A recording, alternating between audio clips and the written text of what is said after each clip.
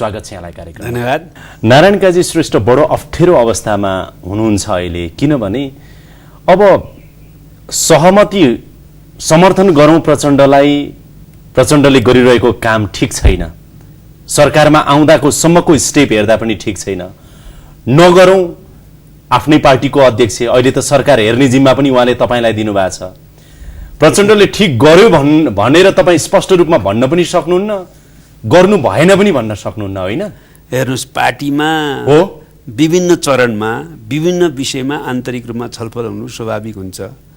छलफल भएपछि निर्णय जे हुन्छ त्यो निर्णयलाई क्रियान्वयन गर्नु चाहिँ क्रान्तिकारीहरूको, कुनै पनि पार्टीका राम्रा मान्छेहरूको कर्तव्य हुन जान्छ। त्यस कारणले पार्टीको निर्णय त म हुबहु क्रियान्वयन गर्छु, त्यसमा कुनै दुविधै रहन दिन्न म कहिल्यै, होइन? बरु जसले त्यसो गर्दैन त्यसको आलोचना गर्छु म।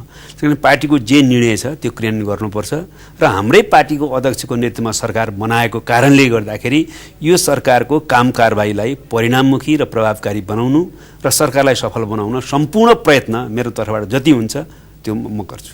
टोपबहादुर रायमाझीको नेतृत्वमा जुन अघिल्लो सरकारमा माओवादी गएको थियो, माओवादीको तर्फबाट सरकारलाई हेर्ने जिम्मा पनि तपाईँले पाउनु भएको थियो, होइन?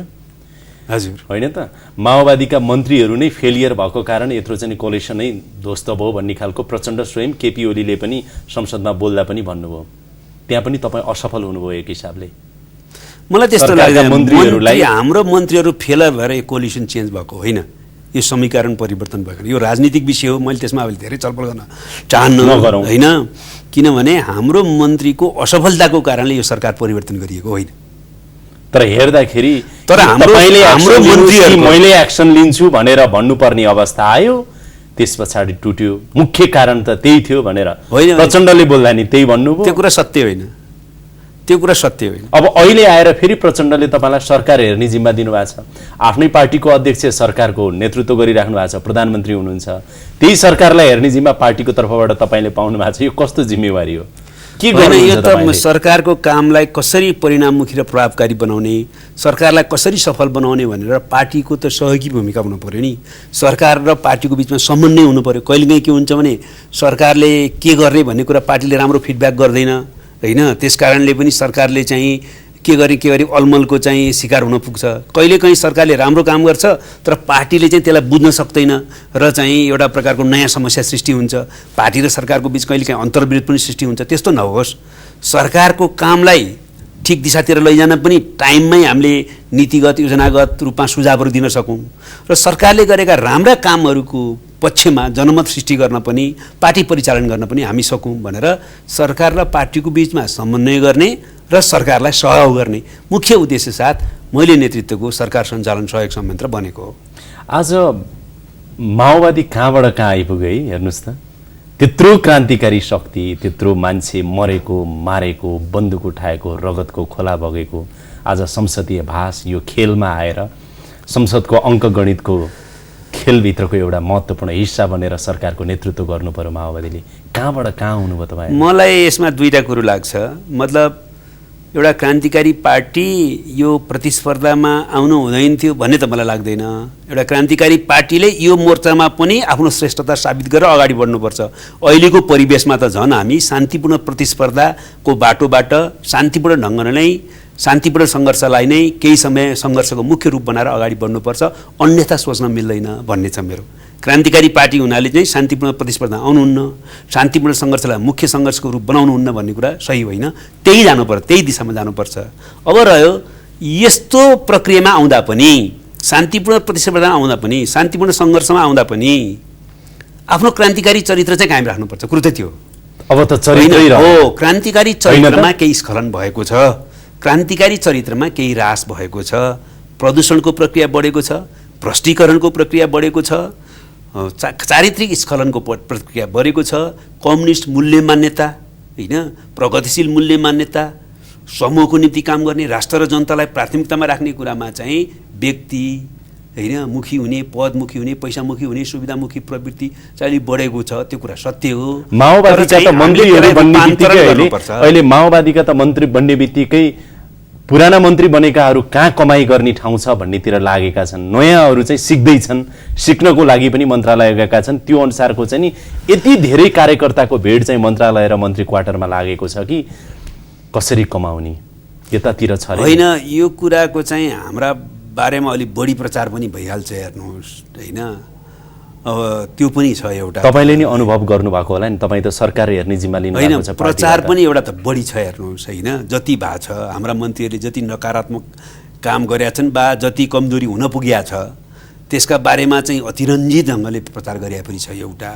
दोस्रो कुरा त हामी यो दाबी गर्दैनौँ कि हामीले जे गरेका छौँ ठिक गरेका छौँ र हाम्रा मन्त्रीहरूले चाहिँ यो भ्रष्टीकरणको प्रक्रियाबाट पुरै आफूलाई शुद्ध राखेका छन्, अछुत राखेका छन् भन्न त सकिन्न। माओवादी सिद्धान्तको, आदर्शको र व्यवहारको सबै हिसाबले अब त्यो क्रान्तिकारी पार्टी चाहिँ रहेन। होइन, क्रान्तिकारी पार्टी वैचारिक राजनीतिक अडानको रूपमा आधारभूत रूपमा हो। चरित्र चाहिँ मा केही स्खलन आएको छ, नेताहरू पनि रहेनन्, तर त्यसलाई रूपान्तरण गर्न सम्भव छ अझै पनि। नेताहरू पनि क्रान्तिकारी रहेनन्। हेर्नुहोस् जगदीशजी, नेपालको सन्दर्भमा अहिले पनि तुलनात्मक रूपले सबभन्दा क्रान्तिकारी पार्टी यही नै हो। तर यो अहिले जुन हालतमा छ साङ्गठनिक रूपमा र आचरणगत रूपमा यसलाई चाहिँ रूपान्तरण नगरी चाहिँ यसले आफ्नो क्रान्तिलाई पुरा गर्ने कार्यभार, अहिलेको उपलब्धिहरूलाई जनताको तहसम्म पुर्याउने कार्यभार पुरा गर्न सक्दैन। होइन, तपाईँहरूभन्दा त वैद्य माओवादीहरू क्रान्तिकारी देखियो, उहाँभन्दा बढी विप्लव माओवादी क्रान्तिकारी देखियो। क्रान्तिकारीको परिभाषा के भन्ने पनि जनताहरू रणभुल्लमा छन्।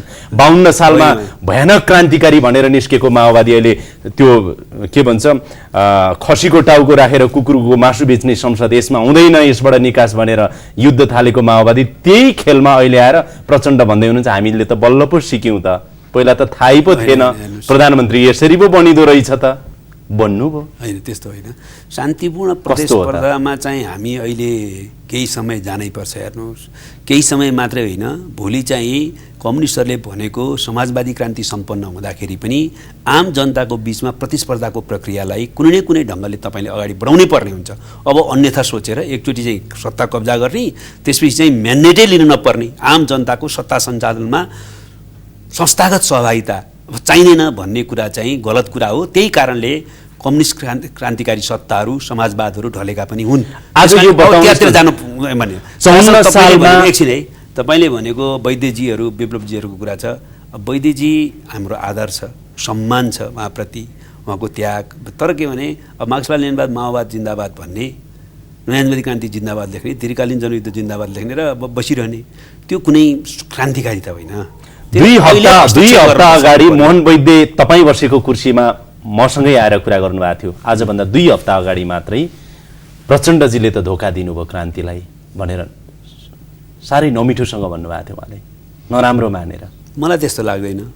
वैद्यजीहरूले जडसूत्रीय संसदवादमा फस्नुभयो अथवा माला जप्ने तर राजनीतिक हस्तक्षेप क्रान्तिको पक्षमा परिवर्तनको पक्षमा केही पनि नगर्ने दिशातिर उहाँहरू जानुभयो, अकर्मताको शिकार। आज बताइदिनुहोस् न त 54 सालमा अथवा 55-56 सालमा लोकेन्द्र बहादुर चन्द अथवा सूर्यबहादुर थापा प्रधानमन्त्री हुँदा तेस्रो दल राप्रपा थियो, 19-20 सिट थियो।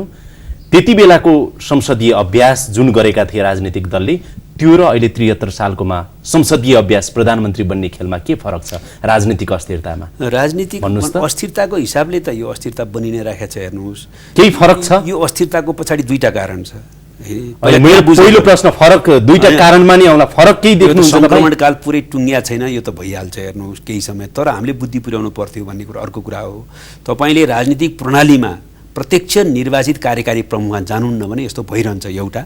दोस्रो कुरा, नेपाल त्यो मुद्दा इस्टाब्लिश गर्न तपाईहरुले सक्नु भएन नि त संविधानमा। कमजोरी भयो, हामीले सकिएन, हाम्रो शक्ति सन्तुलन सकेन भनौँ, अझै हामी प्रयत्न गर्छौँ किन हामीले त्यसलाई मतभेद रूपमा राखेका छौँ। एमाले र माओवादी मिलेको भए त प्रत्यक्ष निर्वाचित प्रधानमन्त्री अथवा राष्ट्रपति जे होस् भनौँ न, हुन्थ्यो होला नि। त्यही कुरा हामीले एमालेलाई भने हो, तपाईहरुले के गरे? त्यही कुरा एमालेले पनि तपाईहरुलाई भनेको छैन। हामीले त शर्त राखेका थियौँ, हामी प्रत्यक्ष निर्वाचित राष्ट्रपति छोड्न तयार छौँ, प्रत्यक्ष निर्वाचित कार्यकारी प्रमुखको रूपमा चाहिँ यो प्रधानमन्त्री हुन्छ भने पनि तयार भनेका थियौँ। एमाले चुनावको घोषणापत्रमा चाहिँ प्रत्यक्ष निर्वाचित कार्यकारी प्रमुखको रूपमा प्रत्यक्ष निर्वाचित प्रधानमन्त्री लिएर गयो, तर संसदीय शासकीय स्वरूपमा चाहिँ हामी जाने भयौँ, हामी त्यसमा आउन सक्दैनौँ भन्यो। त्यसपछि हामीले बाध्य भएर संविधान घोषणा गर्नलाई त्यो सम्झौता गर्यो। यो पृष्ठभूमिका कुरा भयो। आज दोस्रो कुरा म भन्दैछु के भने मूल्य मान्यताको राजनीतिमा स्खलन, विचारको राजनीतिमा स्खलन, सिद्धान्तको राजनीतिमा स्खलन, यो भ्रष्टीकरण जो राजनीतिमा छ अर्को फ्याक्टर यो होइन। तेस्रो चाहिँ तात्कालिक सन्दर्भ, अहिलेको तात्कालिक कार्यभार पुरा गर्न कुन कोअलिसन ठिक हुन्छ भन्ने कुराले पनि विचारले पनि काम गर्यो। तर मुख्य कुरा त्यो दुईटा हो। अहिले जहाँसम्मको कुरा चाहिँ के हो भने फरक के पर्यो भने अहिले सङ्क्रमणकालमा अझै बाँकी छ। दोस्रो कुरा के पर्यो भनेर भन्नु होला भने राजनीतिमा यी एजेन्डाहरूको वाहक शक्ति हामी हौँ। नेपालमा जति परिवर्तन भयौँ यो उपलब्धिहरूसहित संविधान घोषणा गर्न मुख्य भूमिका पनि हामीले सङ्घर्ष गरेकै हो।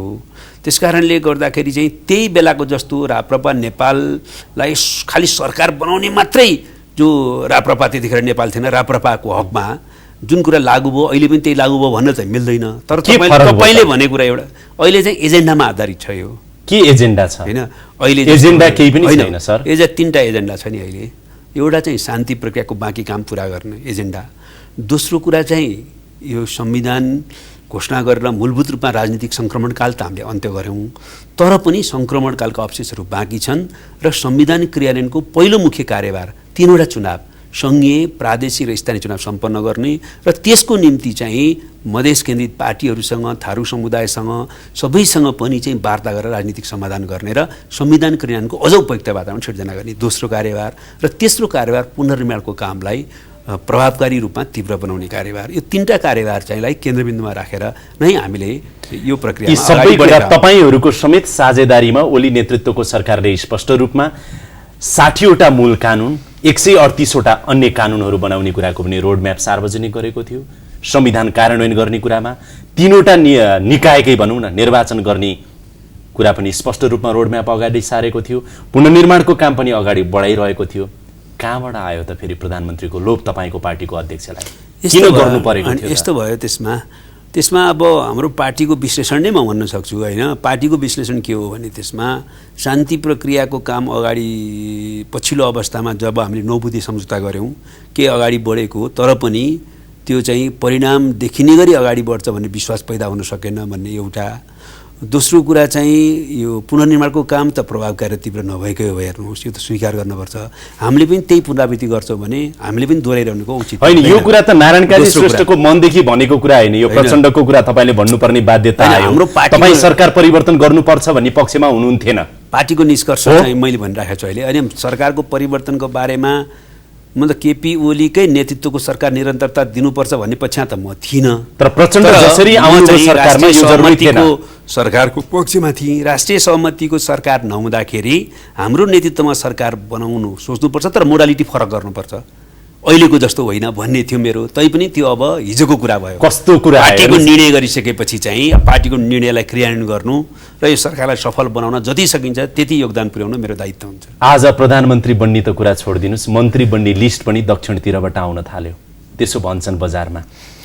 त्यो अलिक बढाइ चढाइ नै हो यो चाहिँ। हेर्नुहोस् किनभने मानसिकता त्यस्तै भएको छ। म दोष त दिन्न, तर नेपालको राजनीतिक पार्टीहरूले नेताहरूले सरकारहरूले जुन बाह्य शक्तिमुखी प्रवृत्ति लामो कालसम्म देखाए, विदेशी हस्तक्षेपलाई दृढतापूर्वक अस्वीकार गर्ने क्षमता प्रदर्शन गर्न सकेनन्। कतिपय टाइममा विदेशी हस्तक्षेप आफ्नो स्वार्थको लागि निज स्वार्थको लागि आफैले आमन्त्रण गर्ने काम गरे। त्यस देखेर जनतामा एउटा मानसिकता के बनाएको छ भने यहाँ कुनै निर्णय भयो भने नि यो राजनीतिक पार्टीहरूले आफूले गर्दै गर्दैन, यो विदेशीले गरे गरेकै छैन, दक्षिणले नगरे उत्तरले गरे भनिदिन्छ अहिले क्या। अब यस्तो भइसक्यो क्या मानसिकता। होइन कुनै समयमा म भारतको यसम्यान बन्न सकिन भन्ने प्रचण्ड आज कहाँबाट लम्पसार परेर? होइन लम्पसार परेको भन्ने कुरा त पुष्टि व्यवहारबाट हुनु पर्यो नि। त्यो त व्यवहारबाट हामीले राष्ट्रिय स्वाधीनताको रक्षा गर्न सकेनौँ भने, हामी राष्ट्रियताको प्रश्नमा विचलित भयौँ भने, हामीले विवादमा आइरहेको फास्ट ट्र्याक जस्तो कुरा भारतलाई दिने निर्णय गऱ्यौँ भने, भारतीय कम्पनीलाई दिने निर्णय गऱ्यौँ भने, अहिले प्रधानमन्त्रीको भारत भ्रमण हुँदैछ त्यहाँ राष्ट्रिय हित विपरीत कुनै सन्धि सम्झौता गऱ्यौँ भने, नेपालको राजनीतिक मामलामा आन्तरिक मामलामा हस्तक्षेप निम्तो गऱ्यौँ र त्यो कुरालाई हामीले स्वीकार गऱ्यौँ भने भन्ने ठाउँ रहन्छ। अहिले तपाईँले भनेकै बुँदाहरूमा नि तपाईँले अहिले हेर्दाखेरि चाहिँ है आम जनताले हेर्दाखेरि तपाईँले खबरदारी गरिराख्नु भएको छ प्रचण्डलाई, होइन त? यो नहोस् है, पार्टी यसमा सचेत छ भनौँ न। किनभने सरकारको त्यो हेर्ने जिम्मेवारी तपाईँलाई पनि भएकोले तपाईँले खबरदारी गरेको देखिन्छ। त्यो कुराहरू चर्चामा आएको छ।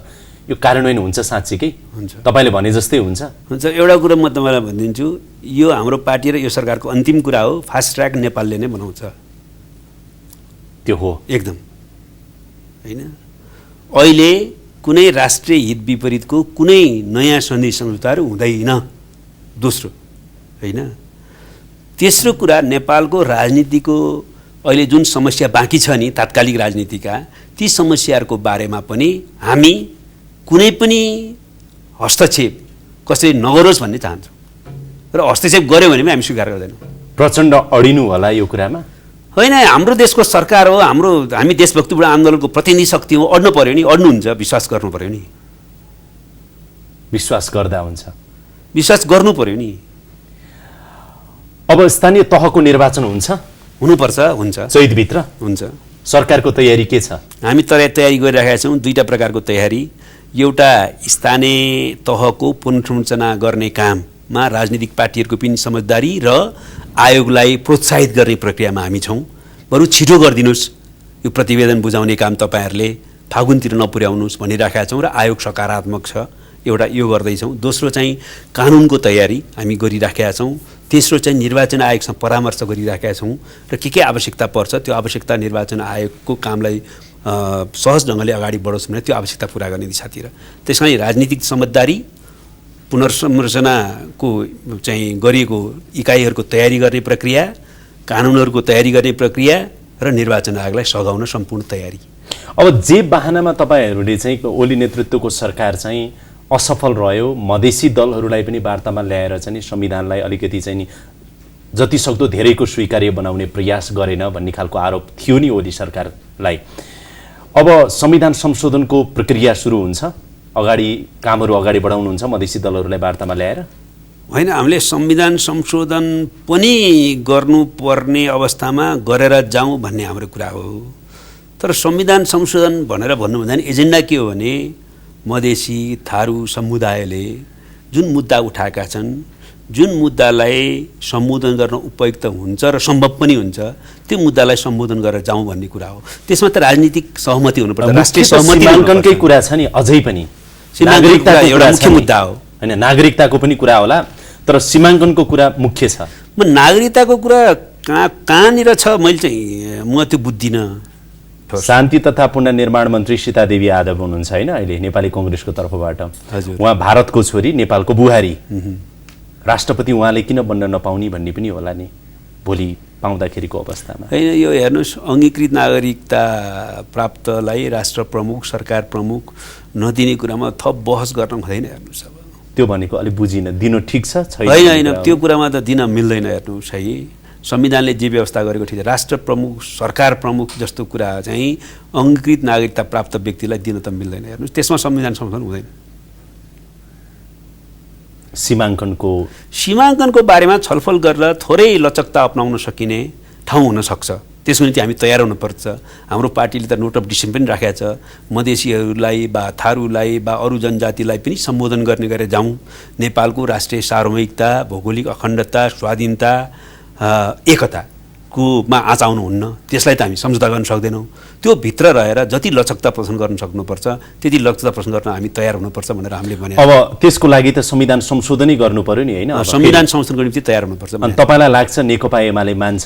जसरी तपाईँहरूले नेकपा एमालेलाई निकाल्नु भयो नि सरकारबाट, ओलीलाई हुत्याउनु भयो नि, त्यति सजिलोसँग एमाले मान्छ तपाईँको एजेन्डामा आउन चाहिँ? नेकपा एमाले सरकारबाट त्यसरी बाहिर गएको कारणले गर्दाखेरि नमान्ने कुरा गर्यो भने त गल्ती हुन्छ। तर नेकपा एमालेको दृष्टिकोणमै केही आफ्ना कुराहरू छन्, समस्या छन्, त्यो कारणले गर्दाखेरि उसले चाहिँ यो संविधान संशोधनमा सहमत हुन्न भनेर भनिराखेकै छ नि। 2 घण्टा केपी ओलीले बोलिराख्दाखेरि तपाईँ नारायण काजी श्रेष्ठले के महसुस गर्नुभयो कि हामी सरकारको नेतृत्वमा गयौँ भने एमाले सजिलोसँग संशोधनको लागि तयार होला भन्ने त सोच्नु भएन होला? पक्कै त्यो त सोचिएन। होइन, त्यो त पहिल्यै सोचिएको थिएन। यो केपी कमरेडले भाषण गर्दाखेरिको मात्रै होइन, यो सरकारबाट बाहिर गएपछि एउटा, दोस्रो त्योभन्दा पनि मुख्य कुरा चाहिँ जुन दृष्टिकोण छ यो प्रदेशहरूको सीमाङ्कनको बारेमा, संहिताकै बारेमा नेकपा एमालेको, त्यसले गर्दाखेरि फेरि अब चाहिँ संविधान संशोधन त्यति सहज हुँदैन भन्ने त बुझिएकै कुरा हो। तर हाम्रो भनाइ के हो भने नि एमाले त्यसो भन्यो, त्यस कारणले गर्दा अब संविधान संशोधन हुँदैन भनेर चाहिँ आइडल भएर बस्नु हुँदैन। एमाले पनि हाम्रो देशको चाहिँ जिम्मेवार पार्टी हो। आखिर अन्ततः 74 साल माघभित्र चुनाव गर्नुपर्छ है, नत्र भने संवैधानिक सङ्कट र राजनीतिक रिक्तताको स्थिति सिर्जना हुनसक्छ। त्यसले आज प्राप्त उपलब्धिहरूमाथि पनि गम्भीर खतराको घन्टी बजाउँछ भनेको त उसले पनि बुझ्छ। अब चुनाव भयो भने नेकपा माओवादी केन्द्रको भविष्य के होला भनेर त सोच्नु भएको होला नि तपाईँहरूले पनि। अहिले नसोच्ने त एउटा राजनीतिक पार्टी भएपछि होइन, नसोच्ने त प्रश्नै भएन नि। यत्रो क्रान्ति गरेर आएको, यत्रो मान्छे मरेको, कत्रा कत्रा नारा दिएको, भारतीय विस्तारवाद, अमेरिकी साम्राज्यवाद भनेको त्यो माओवादीले बोलेका नाराहरू अहिले पनि हाम्रो पनि कानमा गुन्जिरहेका छन् कि। अहिले पनि हामी स्पिरिटमा त्यही छौँ। स्पिरिटमा हामी त्यही छौँ, व्यवहारमा हुनुहुन्न। होइन, स्पिरिट भनेकै व्यवहारमा पनि हुनुपर्छ भने हो नि। हुनुपर्छ तर व्यवहारमा त्यो देखिँदैन। भाषामा यताउता हुन सक्ला सरकारमा गएको पार्टी, तर नेपालको मतलब अन्तर्राष्ट्रिय साम्राज्यवादले नेपालमा हस्तक्षेप गर्नुहुन्न र नेपाल अन्तर्राष्ट्रिय साम्राज्यवादको रणनीतिक भूमि बन्नु हुँदैन, क्रीडास्थल बन्नु हुँदैन र भारतले पनि जो उत्पीडन र हस्तक्षेप गरिराखेका छ त्यो कुरा चाहिँ गर्न हुँदैन, त्यसलाई स्टप गर्नुपर्छ भन्ने हाम्रो दृष्टिकोणमा त कुनै फेरबदल छैन। 64 सालमा पहिलो राजनीतिक परिवर्तनकारी शक्ति बनेको माओवादी, जनताबाट अनुमोदित माओवादी 70 सालको चुनावमा तेस्रो पार्टी भयो। अब हुने कुनै पनि चुनावमा कहाँ पुग्छ होला, कतै धेरै तल त जाँदैन भनेर धेरै माथि आउन पनि सक्छ। किन यो चुनावमा त हेर्नुहोस्, तपाईँ एउटा कुरा हेर्नुहोस्, हाम्रो आधार र भन्दा अरूको आधार कस्तो छ भनेर हेर्नुहोस् न। यो अहिले जे परिवर्तन 5वटा कुरा संविधानमा राखियो नि, गणतन्त्र, संघीयता, समानुपातिक समावेशीकरण म भन्छु दोस्रो क्याटेगोरीमा, सामाजिक न्याय, शिक्षा, स्वास्थ्य, रोजगारी, खाद्य सम्पदा, आवासलाई नागरिकको मौलिक अधिकार बनाइयो। चौथो चाहिँ संघीयता, पाँचौँ धर्मनिरपेक्षता भन्छौँ हामी। यी सबै उपलब्धिहरू जो उपलब्धि हो भनेर सबैले भन्छन्, काङ्ग्रेस एमाले, अरू पार्टीको कुरा छोड्नुहोस्, अरू पनि सामान्य मान्छे पनि छोड्नुहोस्, त्यो उपलब्धिहरूको जग बसाल्ने र त्यो उपलब्धिलाई संस्थागत गर्ने मुख्य शक्ति को? माओवादी। काङ्ग्रेसको एजेन्डा होइन, एमालेको एजेन्डा होइन। त्यसको निम्ति लड्ने हामी मुख्य, त्यो संविधानमा राखेर संस्थागत गर्नुपर्छ भनेर संविधान घोषणा गराउने मुख्य शक्ति हामी। भनेपछि यी उपलब्धिको प्रमुख वाहक शक्ति हामी हौँ। यसलाई क्रियान्वयन गर्ने पनि यसको नैतिक दायित्व सबभन्दा बढी हाम्रो छ। त्यो आधारमा हामी अगाडि बढ्छौँ। अब रह्यो हाम्रो समस्या के हो भने, तपाईँले ठिकै उल्याउनु भएको छ, हाम्रो समस्या के हो भने हाम्रो विचार, राजनीति, एजेन्डा मूलभूत रूपमा सही र क्रान्तिकारी नै छ, तर त्यसको पार्टी संगठनात्मक आचार, कार्यशैली, संस्कृति छ नि, त्यसमा स्खलन आएको छ। त्यसमा संगठन पनि अब संगठनको रूपमा देखिँदैन। तपाईका सहयोद्धाहरू छिन्न भिन्न त्यो अन्तर्विरोधलाई समाधान गर्नुपर्छ। अहिले हामीले विचार, राजनीति र एजेन्डा चाहिँ क्रान्तिकारी र अग्रगामी, तर पार्टी संगठनको चरित्र जुन खालको चाहिँ कार्यशैली संस्कृतिमा आएको रास छ त्यसले चाहिँ त्यहाँ अन्तर्विरोध पैदा गरेको छ। त्यो अन्तर्विरोधलाई समाधान गर्नुपर्छ र हामीले पार्टीलाई रूपान्तरण गर्नुपर्छ। सहयोद्धाहरू पनि छिन्न भिन्न एजेन्डा अहिले के हो भने पार्टीको रूपान्तरण र पुनर्गठन हो। अहिले रूपान्तरण र पुनर्गठनको कुरालाई मुख्य साङ्गठनिक कार्यभार बनाएको छ। र मैले फेरि दोहोऱ्याएर भने तपाईका सहयोद्धाहरू पनि छिन्न भिन्न भएर कोही नयाँ शक्ति, कोही पुराना शक्ति, होइन फेरि हामीले एकता पनि गरेका छौँ, फेरि हामी एकता पनि गरेका छौँ नि त अहिले, होइन। फेरि पनि किरणजीहरू बाँकी हुनुहुन्छ, उहाँहरूलाई सम्मानसाथ प्रयत्न गरिराख्ने। अब बाबुरामजीले आफ्नो अब विवेक भन्नुहोस्, उहाँको विवेकलाई त हामी के भन्न सक्छौँ र, उहाँले मार्क्सवाद छोड्नुभयो, कम्युनिस्ट पार्टी छोड्नुभयो, आन्दोलन छोड्नुभयो, होइन।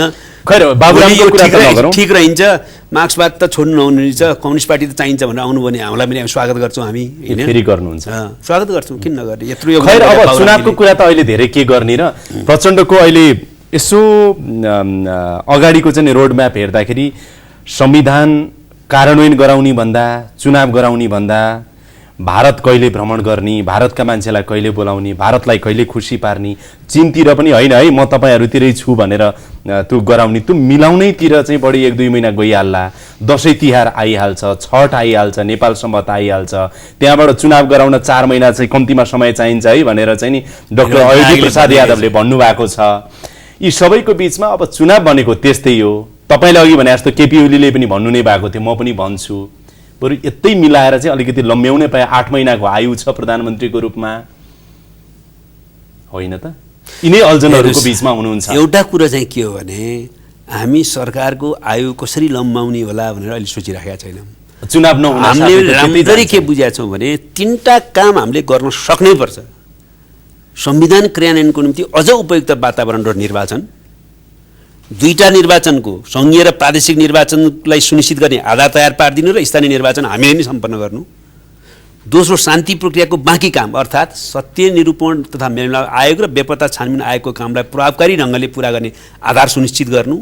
र तेस्रो कुरा चाहिँ पुनर्निर्माणको काम केही न केही प्रभाव गरेर तीव्र पार्नु। यदि तीनटा काम हामीले गर्न सकेनौँ भने हाम्रो नेतृत्वमा सरकार बन्नुको पनि औचित्य हुँदैन भन्ने कुरा हामीलाई राम्रै थाहा छ। त्यो पनि समय सीमा भनेको अबको 8 महिनाभित्र हजुर हो।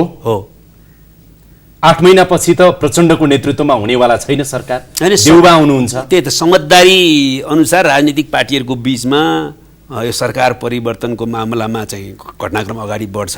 हामीले मोटामोटी त्यस्तै सोचेका छौँ भन्नुहोस् न। त्यो हुन्छ 8 महिनाभित्र? अघि तपाईँले भनेको 3टा कार्यभार हुनै पर्छ भन्छु म त, नत्र भने हाम्रो नेतृत्वमा सरकारको औचित्य नै साबित हुँदैन।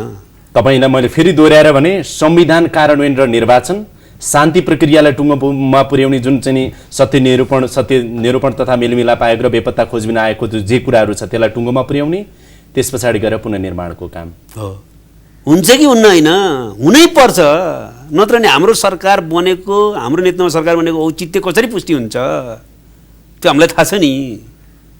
शुभकामना छ, धन्यवाद। धेरै धेरै शुभकामना छ। आदरणीय दर्शकहरू, यसका साथै अहिलेको लागि यो कार्यक्रम यहीँ बिट मार्ने अनुमति चाहन्छु। कार्यक्रम युनिटका सम्पूर्ण सहकर्मीहरूको साथमा मलाई पनि बिदा दिनुहोस्। नमस्कार।